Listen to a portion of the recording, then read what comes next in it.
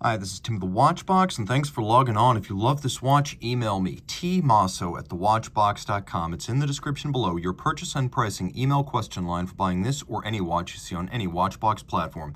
Please reach out to me directly. Email tmosso@thewatchbox.com for pricing. Today we are discussing an Audemars Piguet Millenary variant launched in 2019. This is the Millenary Frosted Gold with aventurine glass dial. The timepiece is in white gold. It is 39.5 millimeters from 9 to 3, not including the crown. 10 millimeters thick. There's a 20 millimeter spacing between the lugs, and the lug-to-lug distance is 43.3 millimeters. Now, the timepiece, as you can see, is equipped with a lovely Milanese bracelet that matches the case. Both of them, though white gold, are actually made of a rhodium-plated white gold that gives it a little bit of a lighter, brighter, whiter aesthetic. That's why, unlike conventional gray gold, this doesn't appear milky yellow. It is bright white, just like platinum, and that is because of the plating on top of the gold base. Now, when you throw the watch on my wrist, which is 16 centimeters in circumference, you can see it's long down the wrist. It really doesn't wear like a 39.5. It wears more like a 36 or a 35 because it is so short across the wrist. 43.3 millimeters across the wrist really describes the actual size of this watch. So think of it as more of a 35 or a 36 round watch, and you get the general idea. The case flank is stepped. The watch is thin.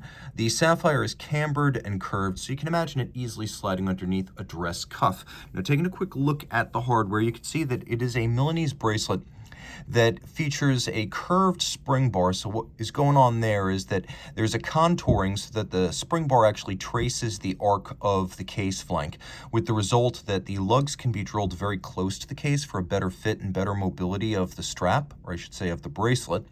And the result is that you have a full range of motion. There's no stiffness. It doesn't get impeded. If you want to pull it straight down out of the lugs, you can do so. One of the reasons why this watch would suit a wrist as small as 13 centimeters in circumference.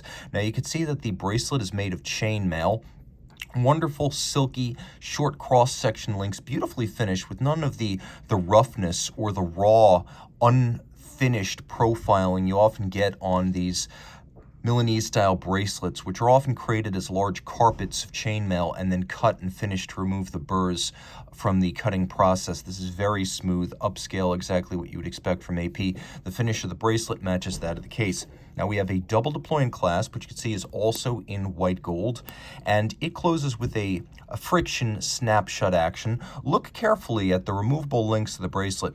It is conventional in the sense that the removable links are fixed in place by screws, and with a jeweler's screwdriver, you can easily remove them. So sizing is conventional with this unconventional bracelet. You can see that it's a handsomely made watch with graceful case lines. The Millenary first debuted back in 1995, and in fact, the original version of the Millenary at 38 millimeters was very close in size to this one. It is a unisex watch. Obviously, it is smaller in size than some of the contemporary Millenary models like the 4101. Nevertheless, it wears well even on a man's wrist, and my wrist shot a moment ago was a testament to that. Now, you can see, in addition to the blazing white color of this plated white gold, it is chiseled. This is a Florentine, or so-called Florentine process, developed by jeweler Carolina Bucchi and implemented by Audemars Piguet. A diamond-tipped drill is used to create this frosted profiling, which is unique from example to example, but also rather remarkable in how sharply it breaks off from the polished sections of the case.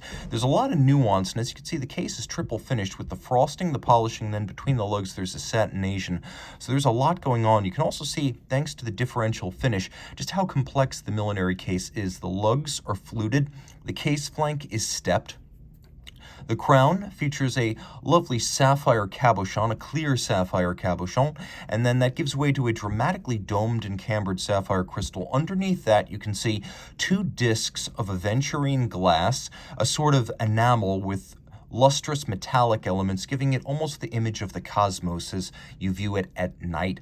Now, we have rose gold applique dart style indices. Hands are alpha style, fluted down the center for better legibility against the dark aventurine base. You can see that the full bridge for the balance has been gold gilded, and what you're looking at is effectively the dial side of Audemars Piguet caliber 5201. So you can see, as with many of its other in-house calibers, it's a robust movement with a full balance bridge and a free sprung index. The balance beats away at 21,600 vibrations per hour. This is a 19 jewel movement manual wind with a 50 4-hour power reserve. And as you can see through the reverse side, the dominant decoration technique is engine turning, but there's also satination on the wheels, black polishing on the screws, and then solarization you can see on the ratchet wheel atop the barrel, as well as the crown wheel core. All of this is 30 meters water resistant. An impressively handmade watch, impressively versatile and wearable on a broad range of wrists. Reach out to Team Mosso at thewatchbox.com for purchase and pricing details.